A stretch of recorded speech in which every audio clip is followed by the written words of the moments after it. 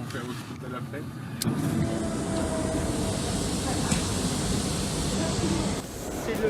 C'est la salle d'attente, c'est pas le centre de rétention. Oui, oui, c'est là. C'est chez vous.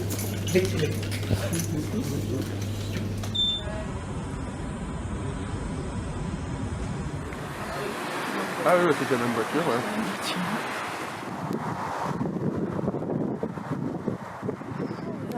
Vous allez à l'autre trajet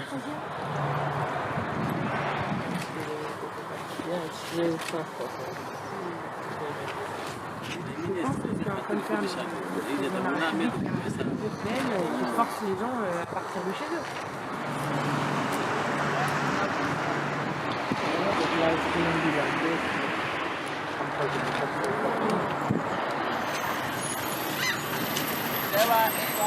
Hey, give me half the thing.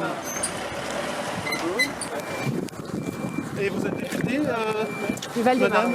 Du Val-de-Marne, d'accord. Ok. Vous êtes venu... Observer D'accord. comment ça se passe. Ok. Voilà. Donc je vais vous demander juste de vous mettre à l'extérieur du cordon de gendarmerie.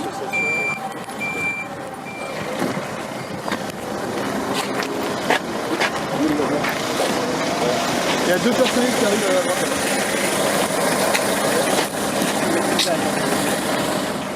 Allez-y. Non, pas du tout. Vous reviendrez après quand on aura fini. C'est pour ça.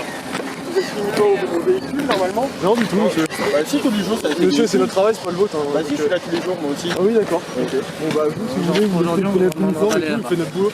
Vous allez jusqu'à là-bas. D'accord.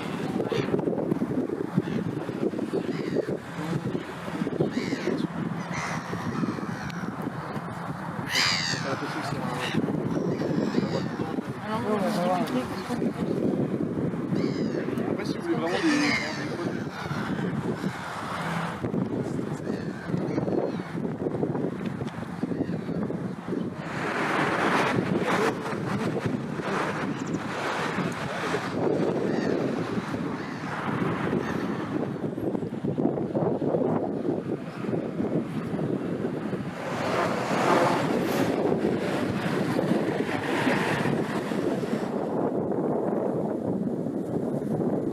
Et en fait, ce qu'on voit là, c'est juste une politique uniquement répressive.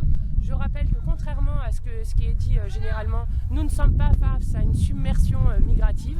Il y a 1% de la population française seulement qui sont des personnes qui ont dû migrer de manière légale ou illégale. Les chiffres restent à peu près stables. La question, c'est qu'à force de construire des murs de partout, la question, c'est combien de gens vont mourir. Donc combien de temps on va laisser nous faire croire que ce sont les migrants qui sont nos ennemis et combien de temps on va ne pas parler des vrais problèmes du pays. Donc Clémentine Autain et Sabine Rubin, nous sommes donc deux parlementaires, deux députés. Et donc ce matin, on voulait faire, comme c'est notre droit, une visite du parcours. D'ailleurs, moi je pense que dans le climat actuel, ça fait partie de la campagne de la France Insoumise, mais il faut porter le fer, quoi. Je veux dire, l'extrême droite dit les termes du débat. Que donc les termes du débat, ce serait il y a trop de migrants et c'est le problème numéro 1 des Français. Et nous on dit il y a une crise de l'accueil. Voilà. Et c'est ça qu'on vient voir. C'est la question de la crise de l'accueil. C'est-à-dire qu'en fait, comme ils n'ont pas assez de personnes pour traiter les dossiers, je prends l'exemple des demandes d'asile. Donc demande d'asile, c'est un droit, mais pour faire appliquer le droit, il faut que le dossier arrive à temps sur le bureau et soit traité. Et le préfet dit très tranquillement, je n'ai pas les moyens de faire vivre donc l'état de droit, puisque je n'ai pas les moyens de traiter les dossiers. Alors d'un côté, c'est vrai que et ça, c'est une crise de l'accueil. J'ai exactement dit comme toi, c'est-à-dire que nous avons lu des fiches. Ouais, c'est ça. Mais les fiches ne font pas, c'est pas la vie. Pas de voir le cheminement et de voir des gens. Et de, voilà, ça permet pas de la bien vie, les comprendre fiches. de l'intérieur, l'expérience de ce que les gens vivent. Et finalement, de bien comprendre aussi les politiques à l'œuvre. Bonjour. Donc je vous demanderais de ne pas filmer les visages comme ça. On a envie de sectoriser un peu comme circonscription. Voilà, donc la salle de maintien est ici. Ah, c'est là, Les d'accord. gens qui sont là en attente. Alors vous avez deux types de personnes qui sont là. Les personnes qui sont en attente d'être transférées à la zone d'attente, dans l'attente de leur vol, ils ont demandé le jour franc de pouvoir faire des démarches, ou d'être entendus par les membres de la DLPAJ pour les asiles, pour les demandeurs d'asile. Et vous avez les personnes qui, elles, reviennent de la zone d'attente, dans laquelle on a reprogrammé le vol. Et donc, ils sont là en attente que nous, on les présente à l'avion. Allez-y, si vous voulez nous ouvrir. Merci. Et puis l'interphone, justement, pour les gens, s'ils ont besoin de quelque chose, ils veulent boire, ils veulent aller aux toilettes, et qui est directement relié au poste. Et la possibilité de téléphoner également ? Oui, tout à fait. Voilà. La possibilité de téléphoner, on a leurs droits qui sont affichés ici en plusieurs langues. Voilà, donc on a été obligé de tout mettre sous plexiglas parce que ça avait une durée de vie assez courte. On a trouvé plus chaleureux comme ça Alors, c'est repeint, dans l'aéroport. Hein. C'est repeint assez régulièrement. Pardonnez-moi de mon euphémisme, mais on a beau repeindre régulièrement, ça se redégrade. même il n'y a pas de fenêtre et tout ça, c'est vrai que c'est... Et j'ai une question. Donc ici, vous m'assurez que les gens restent là plus de 3 heures. Ah non, ça peut arriver que s'ils dépassent plus de 3 heures, évidemment. Combien ils restent alors ? Ils peuvent passer, parfois les cas les plus extrêmes, ça peut être 6, 7. Ça va dépendre complètement, si vous voulez, des missions qui sont prioritaires. Une petite nouvelle chaise vous ferait du bien, non ? Oui, aussi. Mais c'est compliqué à obtenir. C'est vrai, les dons sont bienvenus. Arrêtez, c'est vrai. Non, c'est une blague. Mais riez pas. J'ai vu c'est choquant, hein. C'est hyper choquant. Ah, c'est le choc, hein. C'est-à-dire que là, c'est Chanel, Gucci. Deux mondes qui se feraient. On est frappé par le contraste parce qu'on sort de la salle sans fenêtre, voilà, très minimaliste, sans eau, etc. Et on arrive juste au-dessus dans un univers de luxe complètement hallucinant. Donc on se dit c'est un univers de paradoxe, de contraste. Et puis en fait on arrive au mot peut-être le plus juste. C'est un monde d'inégalité qui nous saute aux yeux là, très clairement.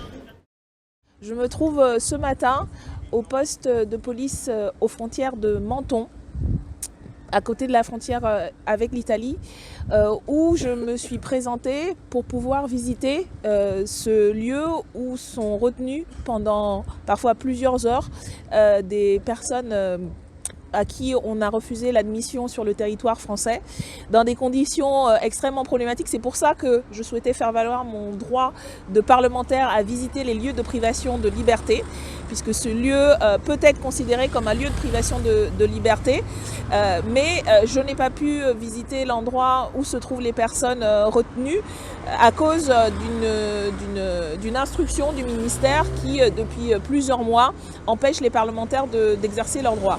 Alors j'étais présente pour pouvoir constater ce dont plusieurs associations, mais également des rapports de la contrôleure générale des lieux de privation de liberté ont indiqué, c'est-à-dire un certain nombre de violations des droits des personnes retenues, des enfants, de femmes, d'hommes qui passent toute la nuit, plusieurs heures, dans des conditions extrêmement précaires. Les personnes qui restent là de 19h à 8h du matin, en fait, sont privées de liberté puisqu'elles ne peuvent pas sortir. Donc de tout cela, nous ne sommes pas autorisés à pouvoir faire notre devoir. Et voilà pourquoi, dans le cadre des interventions de la France Insoumise dans cette journée autour des missions d'observation du respect des droits humains, je vais donc, sur la base du refus qui m'a été opposé de voir ces lieux, introduire un référé auprès du tribunal de Nice après cette tentative de visite. Parce que là, c'est le contrôle au pied de l'avion. Moi, je ne savais même pas que ça existait, en fait. Donc, c'est-à-dire que les passagers vont sortir d'un avion et vont être immédiatement cueillis par des policiers qui vont leur demander à tous des papiers et qui ont visiblement l'œil pour reconnaître de faux papiers ou des problèmes de gens qui ne seraient pas en règle.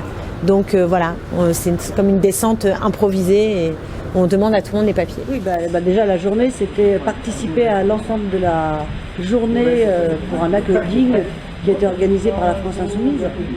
Donc on a des collègues qui sont à Calais, là, au moment où on vous parle, d'autres qui sont du côté de la vallée de Roya. Et nous, on a décidé, en plus on est député de Seine-Saint-Denis, on a décidé de venir visiter cette frontière qu'on ne voit pas, mais qui est à 50 mètres de chez nous, c'est-à-dire la frontière des aéroports. Et si on ne peut pas prouver que l'on a le droit d'accéder au territoire français, on se retrouve ici, là où on est, c'est-à-dire dans cette zone d'attente, zone d'hébergement, où on attend que la situation des gens soit traitée.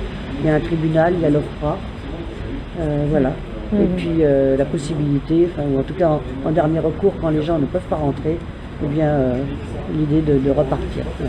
La politique d'accueil, elle est liée au droit. Ce que je veux dire, c'est qu'ici, c'est l'espace qui applique le droit. Donc nous, ce qu'on contexte, c'est les normes de plus en plus restrictives par rapport à l'accueil. Ensuite, il y a un deuxième niveau, et qui concerne plein de secteurs dans notre pays, c'est qu'il y a des catégories qui sont visiblement jugées comme subalternes et que le service public n'est pas capable d'humaniser ces lieux-là. Voilà. Et qu'on le constate pas simplement ici.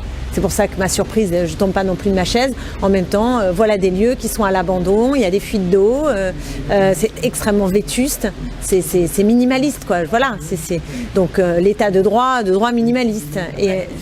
Mais on peut quand même espérer que dans un pays qui est la 6e puissance économique mondiale, on soit capable de rehausser les niveaux des espaces qui sont des espaces d'accueil temporaires, comme les espaces d'hébergement d'urgence, parce que ça ressemble à de l'hébergement d'urgence aussi. Hein.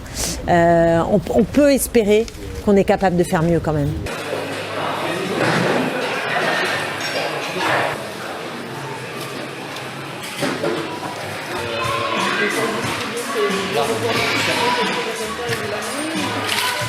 Voilà. Disons, il y a des listes qui sont...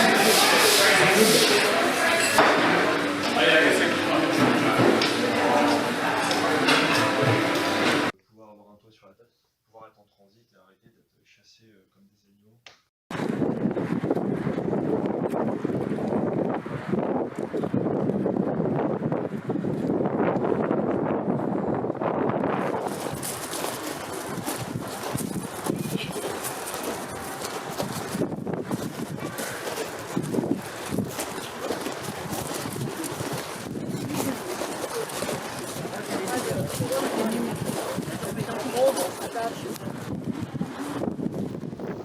C'est ici mais pas seulement, que sont enterrées les victimes qu'on peut qualifier de victimes de la frontière. Quelquefois sous anonymat, parce qu'il a quelquefois été impossible d'identifier la personne, le corps, notamment parce que quelquefois ça s'est passé sur l'autoroute, les gens sont tombés d'un camion et ils ont été écrasés par plusieurs véhicules et on n'a aucun moyen de les identifier. Donc ce qui est d'ailleurs un peu étonnant, c'est que ces migrants, puisque il s'agit de migrants, qui sont morts notamment sur l'autoroute, sont enterrés par défaut au carré musulman. Or, les migrants qui sont présents à Calais peuvent être chrétiens, notamment les Érythréens et les Éthiopiens. Mais c'est pas si important que ça, ils sont ici en bonne compagnie, je dirais, et puis ils sont l'objet quand même de l'attention de certains Calaisiens qui viennent ici se recueillir. Alors la frontière tue, vous le savez, on est ici à Calais à peu près, on ne doit pas être loin de 250 morts depuis l'an 2000. Il y a eu des gens qui se sont noyés, il y a des gens, beaucoup qui ont été écrasés sur l'autoroute, soit tombés d'un camion, soit cherchant à descendre du camion parce que le camion partait dans la mauvaise direction, soit même peut-être écrasés, on a des doutes, volontairement par un coup de volant, marchant le long de l'autoroute, entre Dunkerque et Calais par exemple. Ce qu'il faut vraiment se rendre compte, c'est que ces obstacles qui sont mis sur la route des migrants sont mortels. Ce qui pousse les gens à prendre des risques, c'est d'abord l'espoir d'une vie meilleure, mais c'est aussi le désespoir lié aux conditions de vie terribles qu'on leur fait ici, notamment à Calais. Voilà. Donc moi je vous propose, si quelqu'un veut compléter, ou sinon je vous propose une minute de silence en mémoire de ces victimes de la frontière.